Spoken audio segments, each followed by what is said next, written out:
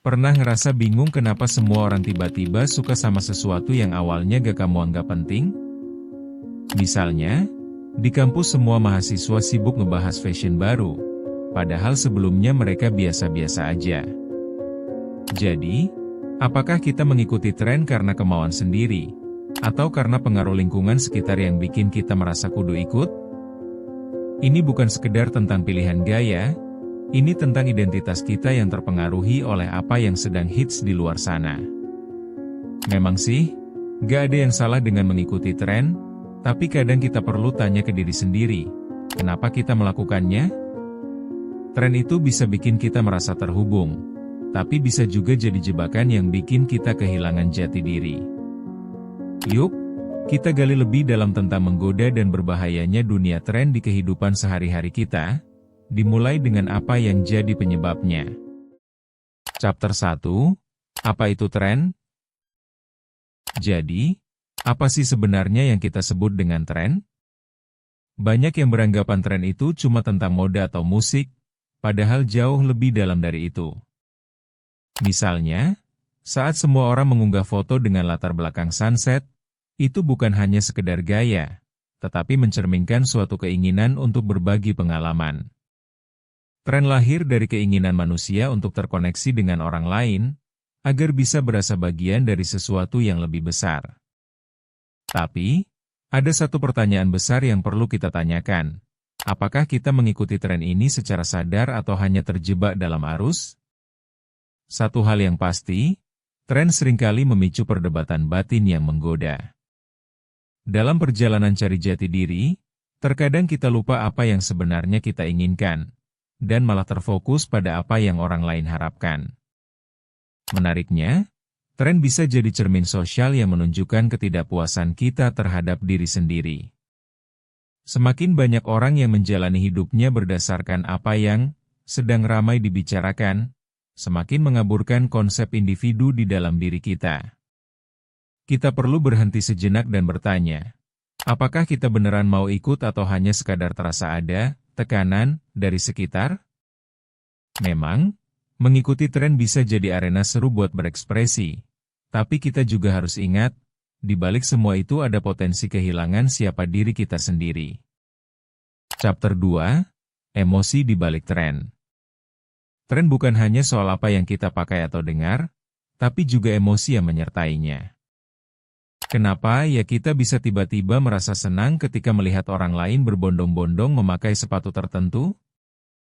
Ini bisa jadi karena tren yang diproduksi ada daya tarik emosional yang kuat, sehingga secara tidak sadar kita terpengaruh. Kita merasakan kebutuhan untuk diterima, ingin terlihat modern atau gak mau ketinggalan. Menarik juga, ketika semua orang terlihat bahagia dengan tren baru, kita jadi takut ketinggalan dan merasa terasing jika tidak ikut. Pada titik tertentu, ada risiko bahwa kita bisa terjebak dalam siklus berulang. Kita mengikuti tren dengan harapan mendapatkan pengakuan, tetapi hasilnya justru bisa membuat kita jatuh ke dalam jurang ketidakpuasan. TR rendah saat kita mencoba untuk benar-benar memahami apa yang kita inginkan dan butuhkan dalam hidup. Chapter 3, Kekuatan media sosial. Media sosial seperti tak pernah absen dalam memicu tren. Lihat saja, berbagai platform seperti Instagram dan TikTok bisa membuat sesuatu yang tadinya gak ada angin gak ada hujan tiba-tiba viral. Dalam kasus ini, kita tidak hanya menjadi penonton, tapi juga aktor yang berpartisipasi.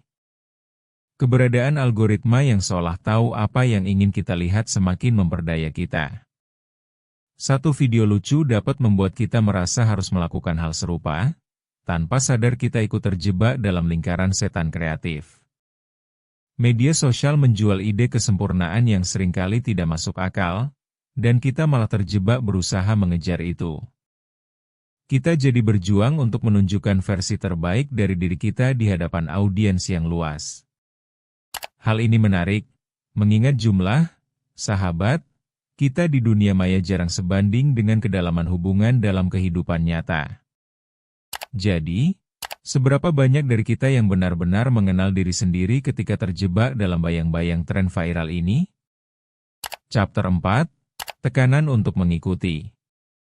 Ya, kita semua tahu ada yang namanya pressure atau tekanan untuk mengikuti apa yang dianggap keren di kalangan teman-teman. Terutama bagi anak muda yang sedang mencari jati diri, tekanan ini bisa berujung pada perilaku yang absurd.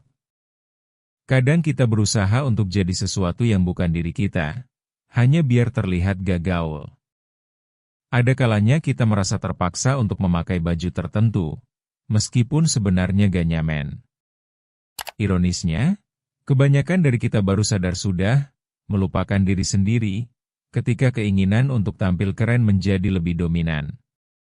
Bayangkan, berapa banyak yang rela menghabiskan waktu dan uang di mall untuk beli sesuatu yang terinspirasi dari orang asing yang tidak pernah kita temui?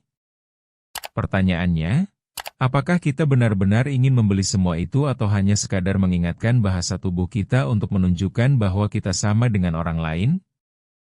Tidak ada yang salah dengan ingin terlindungi oleh kelompok, tetapi penting untuk tetap menjaga identitas kita dalam setiap pilihan yang kita buat. Chapter 5, Mengapa kita harus memilih? Di akhir hari, kita butuh memilih, bukan hanya mengikuti. Penting untuk menyaring informasi dan tren yang datang. Pertama, pertimbangkan, apakah ini mencerminkan siapa kita? Kedua, apa manfaat dari mengikuti tren tersebut di kehidupan sehari-hari? Tidak ada salahnya mengeksplorasi. Tetapi kita juga harus ingat untuk memilih dengan akal sehat dan bukan sekadar perasaan saat itu. Mungkin kita juga bisa membuat tren sendiri yang mengandung makna dan relevansi bagi kita. Mengambil langkah ini tidak hanya membantu kita menemukan diri kita sendiri, tetapi juga memberi ruang untuk orang lain yang mungkin berjuang dengan hal yang sama. Dan ketika kita bisa tampil beda, kita akan menemukan identitas yang lebih kuat di dalam diri kita. Ingat, tren boleh datang dan pergi, tapi diri sendiri adalah sesuatu yang harus kita jaga seumur hidup. Setiap hal punya asal, jangan ragu untuk eksplor lebih banyak di Memoria. Karena setiap hal punya asal.